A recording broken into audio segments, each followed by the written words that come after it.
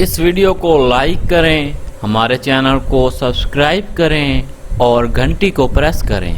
घंटी को प्रेस करने के बाद ऑल पे सेट कर देना ताकि आपको हर नई आने वाली वीडियो की नोटिफिकेशन मिल सके।